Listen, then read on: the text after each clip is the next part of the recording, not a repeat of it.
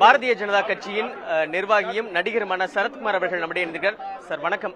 மிக முக்கியமான அரசியல் காலகட்டத்தில் உங்களுடைய ஆதரவாளருடன் ஆலோசனை நடத்திருக்கீங்க. என்ன ஆதரவாளர்கள் என்ன சொல்லியிருக்காங்க, என்ன பண்ண போறோம்? ஆதரவாளர்களோட ஆலோசனை இல்லை, அவங்களை ஆதங்கத்தை வெளிப்படுத்தணும்னு கேட்டுக்கிட்டாங்க. 3 மாசத்துக்கு ஒரு தடவை நான் உங்களை சந்திக்கிறது வழக்கம் தான். இது ஒன்றும் புதுசா போடுற ஒரு கூட்டம் கிடையாது. தேர்தல் நேரத்தில் வருகின்ற போது அது புதிதாக ஒரு புதிய பரிமாணத்தில் தெரிகிறது.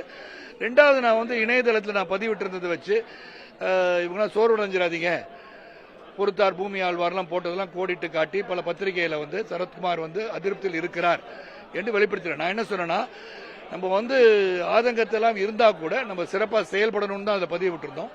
ஸோ அந்த அடிப்படையில் இவங்க ஆதங்கம் தான் என்ன, அவங்களுடைய குரல் நான் கேட்க வேண்டும், நீங்க என்ன ஃபீல் பண்றீங்க, என்ன உங்களுக்கு சொல்ல வேண்டும்னு ஆசைப்படுறீங்க, அந்த கருத்துரிமை இருந்ததால் நீங்க கூப்பிட்டு உங்களுக்கு சொல்லுங்கன்னு சொன்னேன். சரத்குமார் ஏன் ஆதங்கப்படுறாரு, அதே நேரத்தில் அதிருப்தியில இருக்காரு, ஆதங்கத்தில் இருக்கு? இல்ல, ஆதங்கத்தில் இருக்கு. அவங்க படுற மாதிரி ஆதங்கம் எனக்கு இருக்கு இல்லையா? 2 வருஷம் கட்சியை இணைச்சிட்டு உட்காந்துருக்கோம்.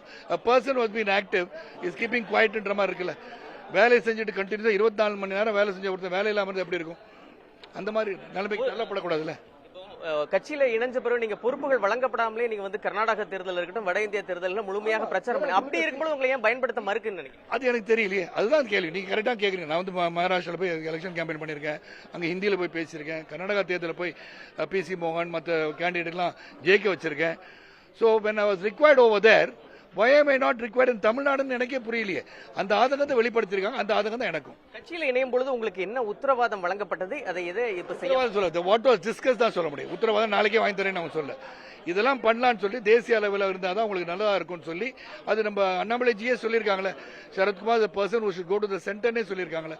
அது பதிவே இருக்கு, நீங்க பாத்தீங்கன்னா தெரியும். அடுத்த கட்டமா என்ன பண்ண போறீங்க? ஒன்றும் இல்லை, ஒரு லெட்டர் ஒன்று கொடுத்து இந்த மாதிரி நடந்த கூட்டம், நீங்க இந்த கூட்டம் நடப்பது உங்களுக்கு தெரியும், மாநில தலைவர் அலுவலகத்துக்கு இந்த கூட்டம் நடக்குதுன்னு தெரியும்.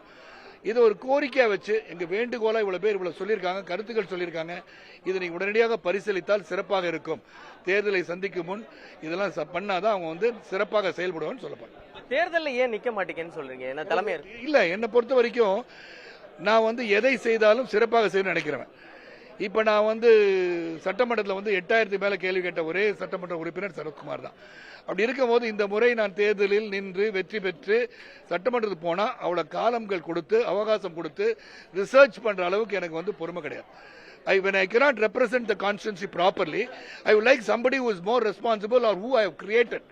இவர்கள் சிறப்பாக செய்ய முடியும்னா இதனை இவன் செய்ய, அதனை அவன் கை விட்டு விடையல் மாதிரி நான் உங்களை பேக்ரவுண்ட் உங்களை செயல்படுத்துறேன், நீ நல்லா செயல்படுங்க, நீங்களும் முன்னே வரணும்னு சொல்றேன். நான் மற்ற வேலையை பார்க்கலாம்ல, அட்மினிஸ்ட்ரேட்டிவ் லெவலில் வேற அதர் ஸ்டேட்ஸுக்கு போகலாம், என்ன மாதிரி பண்ணலாம், என்னுடைய அறிவு மாற்றல் திறமையும் பயன்படுற அளவுக்கு என்னை பயன்படுத்திக்கலாம், அதான் நான் சொல்ல வரேன். மீண்டும் சமத்துவ மக்கள் கட்சியை தொண்டர்கள் பலரும் அதை தொடங்கணும், உங்களுக்கான அந்த ஒரு மரியாதை மீண்டும் வழங்க வேண்டும் அவர்கள் இல்ல, அவங்களுடைய கருத்தை நீ பதிவு பண்ணிருக்காங்க, அதெல்லாம் கருத்தையும் அதையும் சேர்த்து தான் நாளைக்கு வேண்டுகோள்ல இதெல்லாம் சொன்னாங்கன்றத சொல்லுவேன், மினிட்ஸ் மாதிரி கொடுத்துருவேன். பொறுப்புகள் வழங்கப்படாமல் நடவடிக்கை எடுத்தால் சரத்குமார் என்ன செய்வார்? பொறுப்புகள் கொடுக்க என்ன நடவடிக்கை எடுப்பாங்க? தனியாக ஆலோசனை பண்ண ஏற்கனவே மாநில தலைவருக்கு தெரியும், நாங்கள் ஆலோசனை நடத்தணும்னு சொல்லி தானே பண்ணியிருக்கேன். உங்களுடைய விரிவான பதில்களுக்கு நன்றி சார். புதிய தலைமுறைக்காக ஒளிப்பதிவாளர் மதுவுடன் செய்தியாளர் விக்னேஷ் முத்து.